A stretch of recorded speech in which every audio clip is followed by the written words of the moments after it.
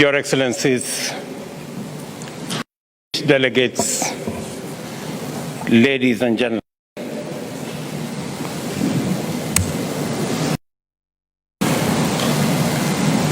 we come to the 7th annual climate meeting, adoption of the UN Framework Convention in 1992.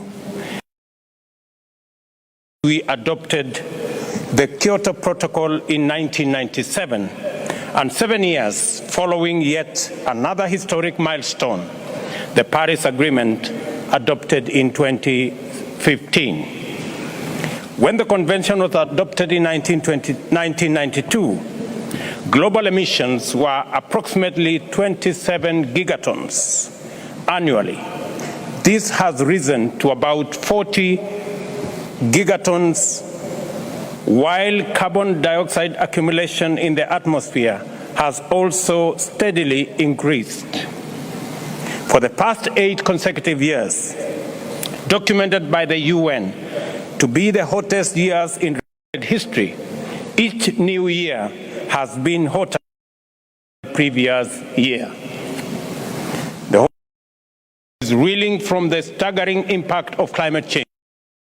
The spread, scale, and frequency of hurricanes, typhoons, wildfires, waves, melting sea ice and glaciers, droughts and desertification, floods and rising sea levels in numerous regions of all continents indicate that humanity is confronting unprecedented devastation on a global scale. The state of climate and of climate in Africa reports lay it bare. High water stress is estimated to affect about 250 million people in Africa and is expected to displace up to 700 million people by 2030. In 50 years, drought-related hazards claimed the lives of over 500,000 people and led to economic losses of over 7 in the region. 1,000 flood-related disasters, 20,000 deaths in Africa period. It is estimated that by 2050, climate impacts could cost African nations US $50 billion annually. The Horn of Africa region, including Kenya, is experiencing the worst drought in 40 years. 2 consecutive years without rain have visited misery on millions of people. 2.5 million livestock have died in Kenya this year alone, causing economic losses of more than US $1.5 billion. 2 days ago, we went to distribute food relief to 4.3 million affected in an emergency program that has forced us to allocate funds budgeted for education. The trade-offs we are forced to make sensible public goods is evident, is directly threatening our people's lives. Moreover, due to drought, many children have now dropped out of school. We have been compelled to make school feeding a priority in order to keep our children in class. Kenya's world-renowned wildlife heritage has not been spared either, and carcasses of elephants, zebras, wildebeest, and many other wild fauna litter our parks. We have had to spend US $3 million to supply feed and water to wildlife in the last 3 months. Again, this backdrop, the lengthy discussions with its stalling, delay, procrastination that have hampered implementation is simply cruel. We cannot afford to spend real issues, and we must break out of the open-ended, process-focused discussions we are trapped in. Further delay will make us busy spectators as calamity wipes out lives and livelihoods. As we speak, Mr. Chairman, the pledge made 13 years ago in Copenhagen, committing US dollars 100 billion annually, remains unfulfilled. Such a gracious and unexplained default is a major cause of persisting distrust, and neither is there any sound reason for the continuing action. In stark contrast, Kenya, a country with far less resources than the average developed country, has foregone pollution and growth opportunities and intention in green. It must be recalled that Kenya and coal deposits, which could go a long way in fueling the engines of our development.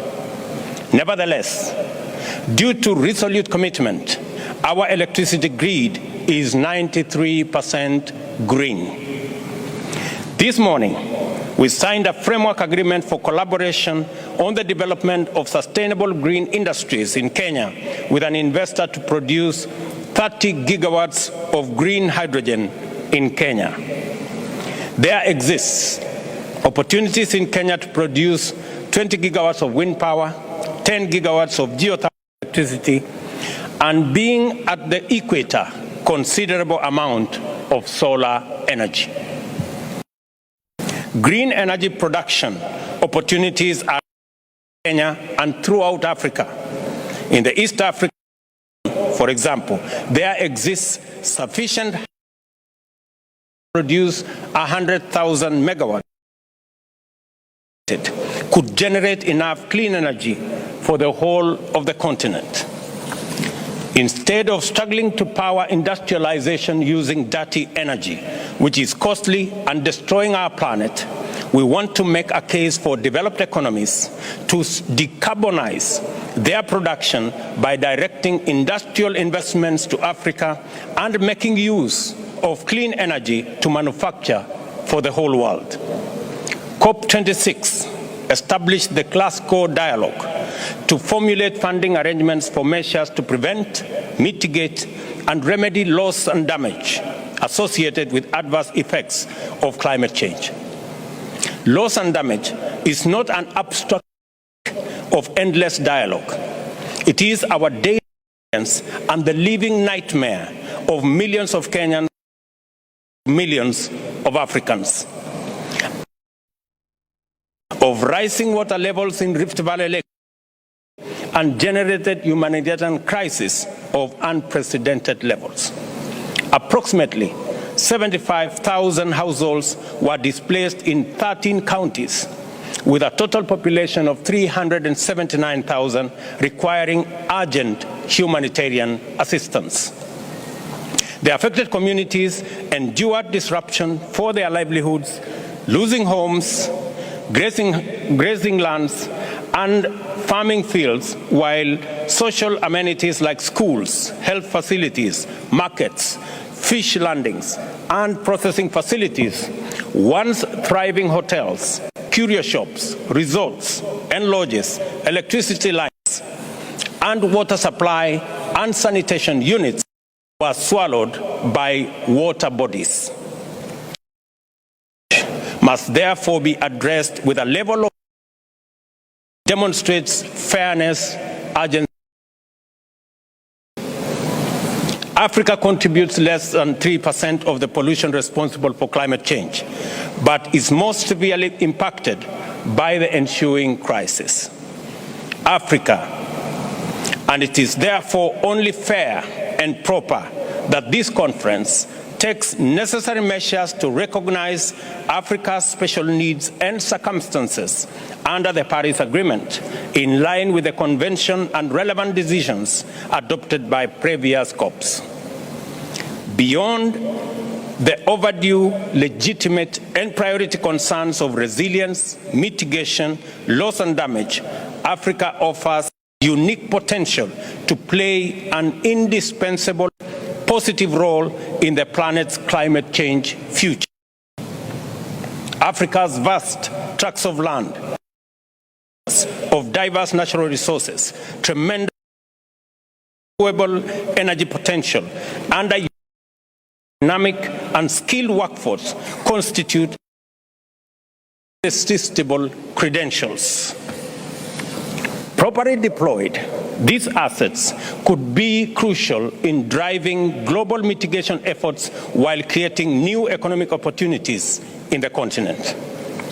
I am convinced of the need to more comprehensively showcase the opportunities that abound in Africa, such as green energy, smart agriculture, decarbonized manufacturing, e-mobility, and green building, all aimed at the attainment of zero carbon by 2050.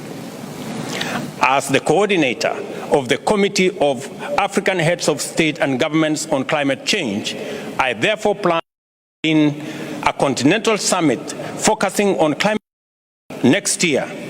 Accordingly, you are all in part in Africa's march to sustainable and green growth. Significant export will be carbon. We call for simplified systems that directly benefit communities and not just intermediaries. Back home, I just launched an ambitious project to increase the national tree cover from the current 12% to 30% in 10 years. We intend to accomplish this by first growing 15 billion trees on approximately 10.6 million hectares of land throughout the country at an estimated cost of US $500 million.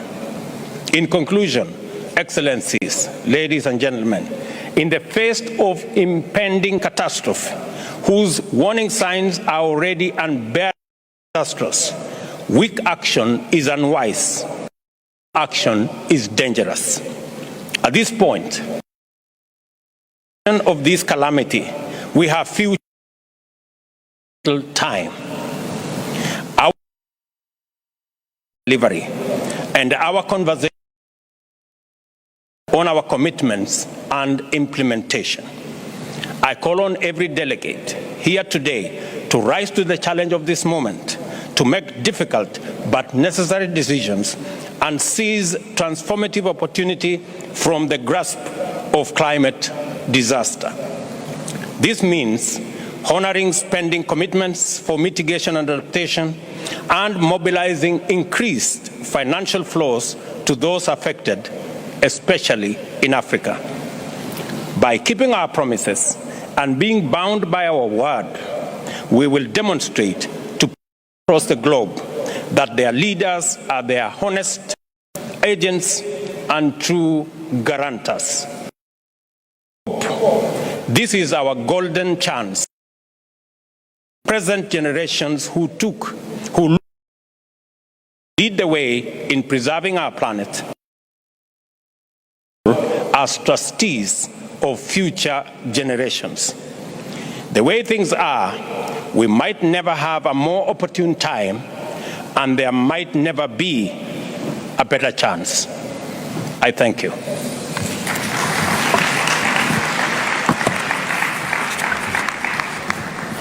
I thank you, Your Excellency, for your statement.